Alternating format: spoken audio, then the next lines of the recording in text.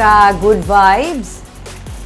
Nakaagi ka na bala sakay sa taxi kaginhambalan sang driver nga hindi siya maggamit sang metro tigaylo ng kontrata sa balayran. Isa ka kilala nga chef ang nabiktima kagang iya nga sabat sa driver ang nanging trending. Yaring report ni Romeo Subaldo. Sang Martes, nagsakay sa taxi halin sa downtown sa Bacolod si Van Markin Espiritu kag mapadulong kuntadi sa barangay Kabug. Nagsiling ang taxi driver nga hindi na sila magamit sa metro kay kalayo sang lugar kag mahal ang gasolina. Sabat ni Markin, ma-metro lang kay basi maakigan siya sang iya nga amay. Ang bako ko nung sa Kabug lang ko. Oo. Wala niya ko nga 350 lang boss kay layo na da. Bahala na sa pusang gasolina. Oo. Wala mo sa nga metro lang boss kay kiga ko ng tatay ko karon.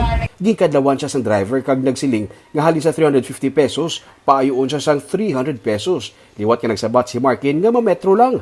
Naghipos ang driver sa naghirit si Markin kung ano ang trabaho sang iya nga amay.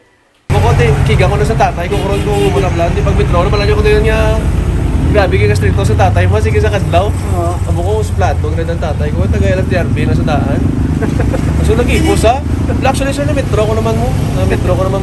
Adlang ka karon Pero sa lapit na lang sa Ilaga Balay, naghirit pagit si Markin sa taxi driver. Dito guys, sa istorya kami about sa gasolina nga nagsaka taas. Until dito ko na pull off siya. Sa totoo lang, joke lang doon wala na ko tatay do guys.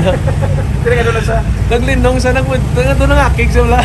Si Markin ang tumandok sa Bacolod kag isa ka kilala nga chef sa Cebu bangod sa iya manamit kag higante nga mga burgers.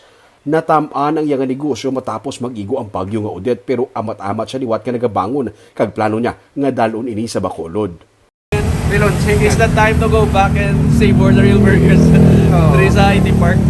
Sa September 18, sa IT Park sa Cebu. Kapag minsan ka nga idalon siya sa amo siya ka popular sa Cebu dalon sa Bacolod. If there's a chance, shout out kay Sir Johnny Sunday. Dugang pa ni Markin, kada pauli niya sa Bacolod may amo ni Pirmi siya nga experience. Ganit nagpapinsar na siya sang linya kung paano hambalan ang driver nga hindi ini paghimuon sa hindi man masakit nga pamaagi.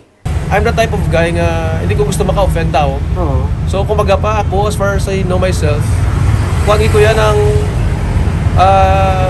I'm giving away lessons for free bala. In a nice way. Ginpost ni Markin sa sining Facebook account ang iyang naging experience sa pagsakay sa taxi kag nanging trending ini. May mga pasahero nga naga-agree nga nagakatabo man ini sa ila. Para kay Markin, nahangpan niya ang sitwasyon sa mga taxi drivers nga tinuig na ngayara sa 40 pesos ang flag down. Pero kung tani, hindi na pag-i-insister sa pasahero nga dugangan ang plete kag hindi magamit sa metro. Kundi, hulaton nga ang pasahero mismo ang mag-insister nga maghatag sang tip.